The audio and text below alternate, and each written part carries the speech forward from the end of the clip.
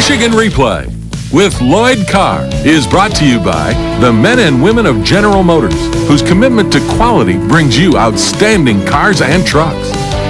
By Naturally Clean, Naturally Clear, Abso Pure Water. By Burger King, when you have it your way, it just tastes better.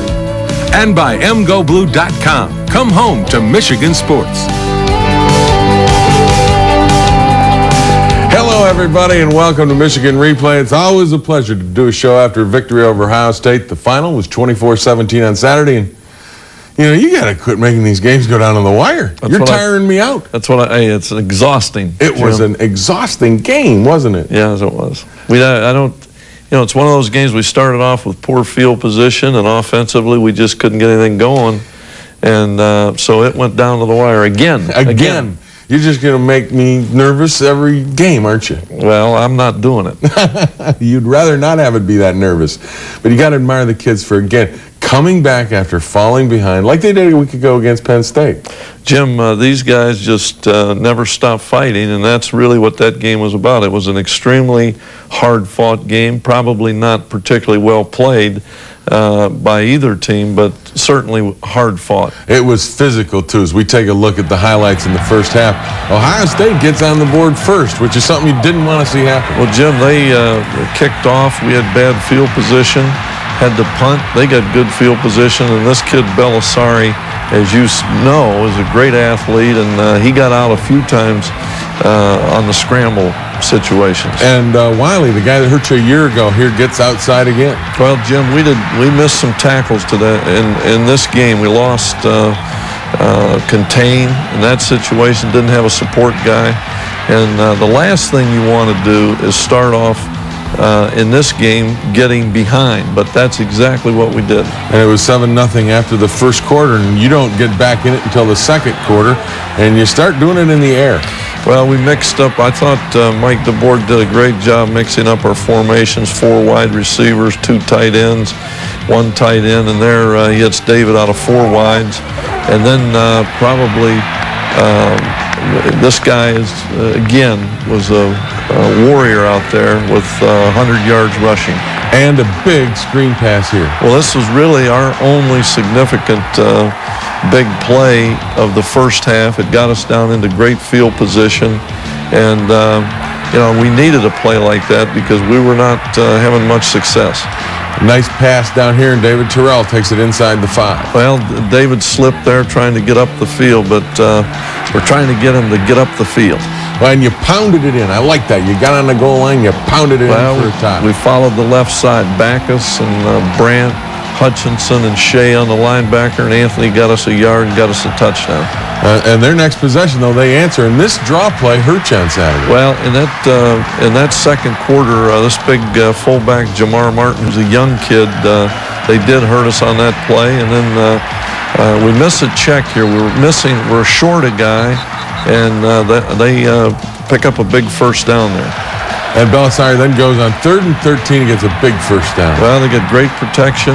And, Jim, you hate to have your own touchdown when you gain some momentum answered by Ohio State. In this situation, came right back down, drove down to take the lead. 14-7 at the half. What are you thinking going into the locker room at halftime at that point? Well, I'm not very pleased with the way we played. I didn't think we tackled very well. We missed some assignments with checks. We weren't moving the ball offensively. But I told our guys, I said, look, we've been in this situation before. We've been behind, so that's not the problem. The issue is we've got to go out and play for 30 minutes, play error-free, and stop them right now in this opening kickoff, get back in the game. Well, that's one of the things the Wolverines did. It was a great second half for Michigan at Michigan Stadium. When we come back, we'll take a look at all of it. But first, we hear from one of the big heroes who made one of the big plays in that game on Saturday, Todd Howard. Yeah, this is great. We struggled a little bit through the season. We've had a lot of highlights. We've had little low points, when we got looked upon, and we got called out today, I think. And this was a time for us to go out and just claim an identity and just show everybody that we're for real. When we play up to our potential, we can play with anybody.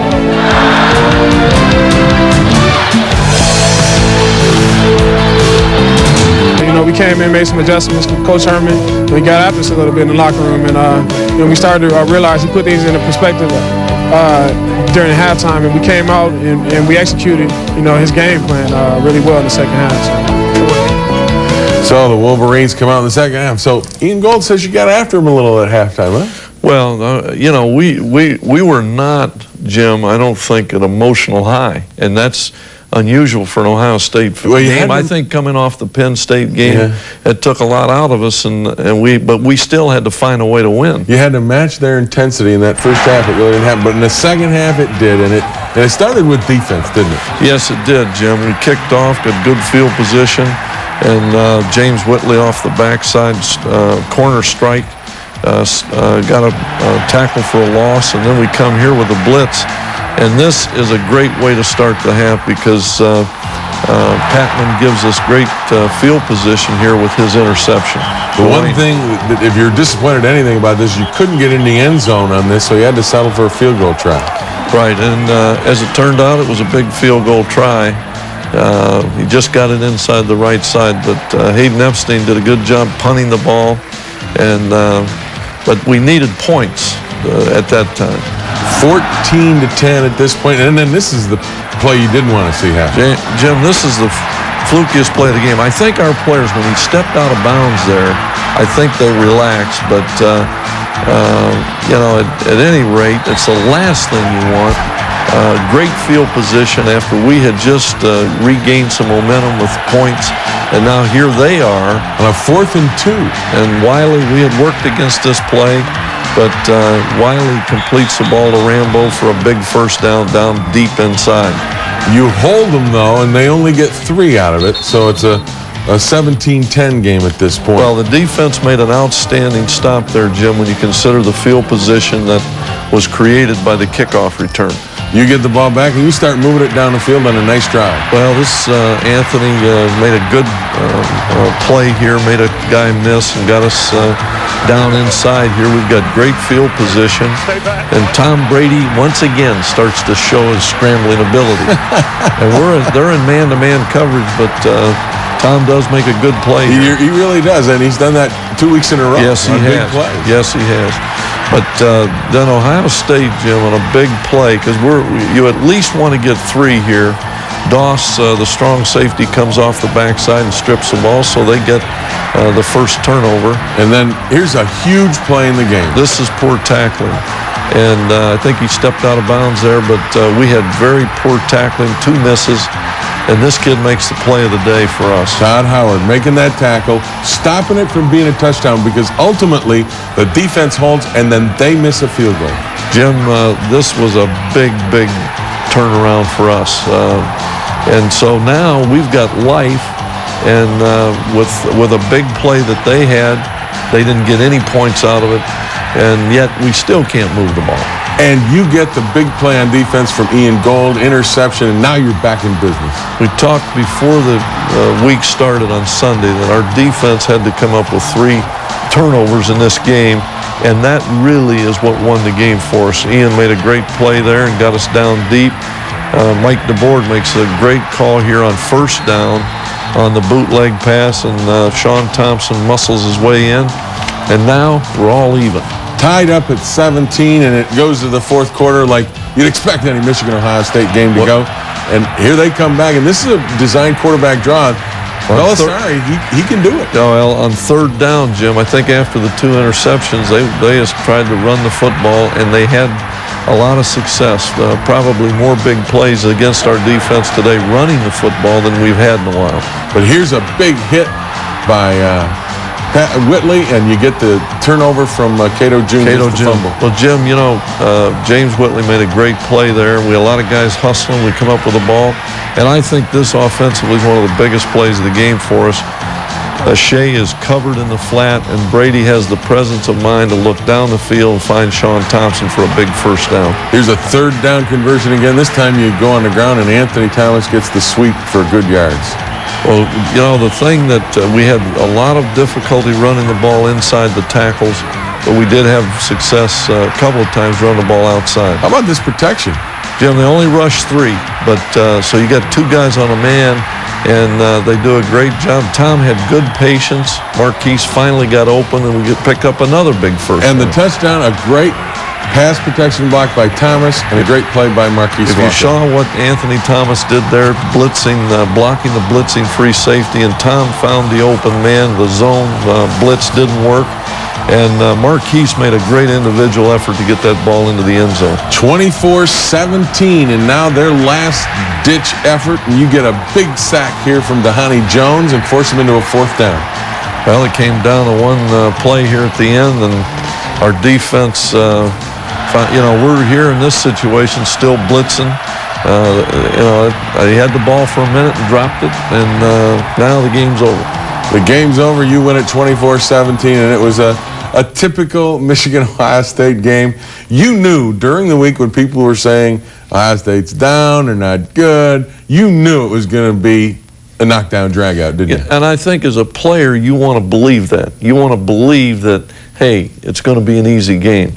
But as a coach and anybody that's been around it, well, it's your job to convince them it's not going to be. And I think, again, Jim, I go back, that Penn State game, you were in the locker room after the Penn State game, you were in the locker room after the Ohio State game, and there was no juice at all in that locker room after the Ohio State game. Empty after Ohio State. I mean, you sang the victors, and then it was like, complete exhaustion. And Dick Calderazzo from the 69 team spoke to our team on Friday evening. He said the 69 team, when they came in that locker room, even the guys who didn't play were exhausted. And I was exhausted, and I didn't play either on Saturday. Yeah, but you had a lot on your mind. Characterize this season, 9-2, and you had 2 stumbles in the middle. Michigan State game on the road was tough. Illinois game, I know that still sticks in your craw a bit, but what a resilient football team. What great character these kids had to come back from all of that. Jim, I can't say enough about a great group of seniors. And there isn't any doubt in my mind. Of course, I'm prejudiced, and I admit that. This was, without question, the most difficult schedule in the country. And the expectations were tremendous, the pressure right from the beginning. And yet, in the middle of that season, when things didn't go our way, because of the kind of guys we have, the seniors, our captains, they would not let this team fold. And when you look at Indiana, we had a chance to fold in the 4th quarter, Penn State. So it's a great job of leadership by a great group of seniors. Well, it sure is. And we'll meet one of those seniors when we come back, the quarterback, Tom Brady, who's just been brilliant all year. But first, we want to hear from one of the big stars on Saturday against Ohio State, the rugged Anthony Thomas. It wasn't pretty, but we got it done at the end. I mean, we got guys banged up, had a lot of the wet field, kind of put it down on it, but all guys come together at the end. I mean, it's a Michigan team.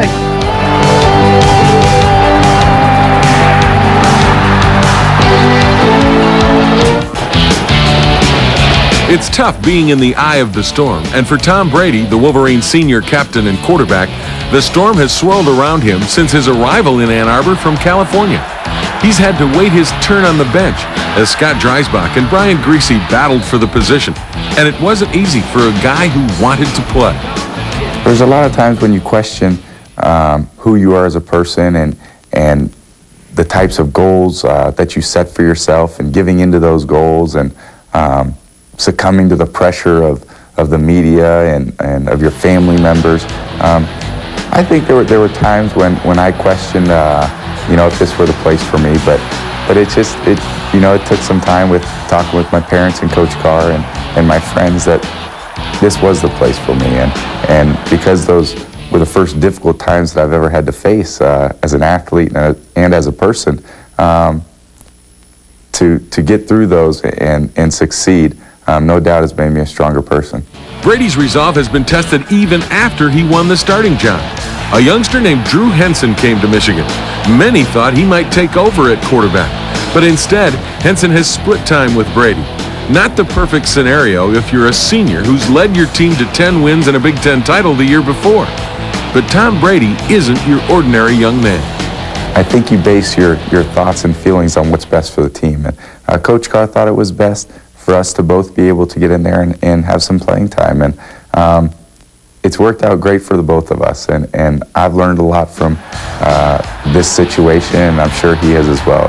You know, Drew is a very good friend of mine, and you know, hopefully our relationship will only get stronger. And you know that he's a teammate, and you're always rooting for a teammate. And he's a tremendous athlete. He's a tremendous person, and there's no doubt he's going to be a fabulous quarterback. There aren't many guys that I've ever coached that could have handled the situation like Tom Brady has had, and that's one of the reasons I felt comfortable in doing it, because I knew what he was made of, and I knew that he would be the great leader that he has been, and he handled it in a way that he gained in the eyes of his teammates. He gained in stature because he put his team first. He knew that if he didn't handle it in a very, very positive way, it would have hurt this team. And so in spite of his own pain, I think he handled it like a champion. I mean, that's certainly a great compliment. And the guys that played here before me, I mean, Rick Leach and Jim Harbaugh and Todd Collins and Elvis and Brian Greasy, and those guys have set the tradition. And you just hope to kind of honor that position of when it is your time and you do have that opportunity, that you take full advantage of it. He's really been a special quarterback, hasn't he, Lloyd? And he's one of those guys that when the pressure hits, he comes through. Jim, he's not only a special quarterback, he's a special leader. I don't think any team could ever have a guy that truly embodies the spirit of Michigan, putting the team first, than Tom Brady.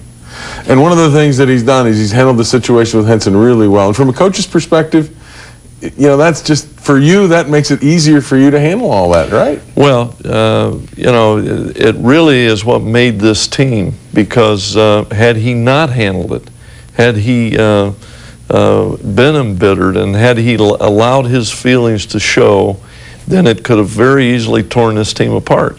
And that's why he'll always be able to look back, and every guy that played with him will be able to remember what he did when things didn't go the way he wanted them to. And I think it's, you know, one of the great stories I've ever been associated with. That's great. Tom Brady, one of the special kids on this Michigan team. When we come back, Lloyd and I'll just talk. So don't go away. We'll be back in just a minute. Stay with us. Watch Michigan Replay. It was a tough game. Their defensive line played tough, and they had a good scheme. We sat there all game long trying to get 2 or 3 yards every time we ran the ball. It was tough today.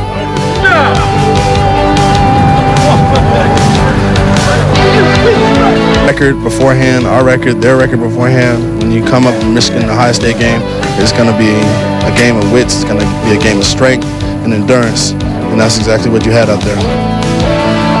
A game of endurance, that's what it was on Saturday. But that finishes the regular season. You know, I don't even really want to get into the bowl talk because nobody knows where you're going yet. You don't know where you're going. Well, Jim, there's a lot of games to be played. You've got a championship in the Big 12 Conference. You've got a championship in the SEC. So that's the way it is, and it's unfortunate in some regards. But I think, you know, in terms of the BCS rankings, which are much more important than the polls now, we're in good shape, and hopefully good things will happen for us. Yeah, one of the things we want to talk about, you had a very important visitor to practice the week of the Ohio State game. The former president, Gerald Ford, showed up, talked to the guys. Jim, the last time he came in 1997, we won. He was back in town. The university named the School of Public Policy, the Gerald R. Ford, after him, and which is a great honor. And he wanted to come down and say hello to the team, and he was wonderful. Tell us what he said. What did he tell the kids? You know, he was here in 1934. He was the MVP in the 1934 team when he was a senior. What he talked about was how lucky these guys are to have an opportunity to go to a great school like Michigan and to play football and to play and represent this university and to have an opportunity to play in the Ohio State-Michigan game. That's really a special game to him, and he talked about what it took to win. and he talked about the fundamentals. And, you know, it was wonderful for everybody there to hear him. He's a wonderful guy. He's a special guy. We will be back next week. We'll have a full season's worth of highlights. So even though the season is over now, Michigan Replay isn't done. You got Lloyd and I to kick around for another couple of weeks. So join us next week right here on Michigan Replay.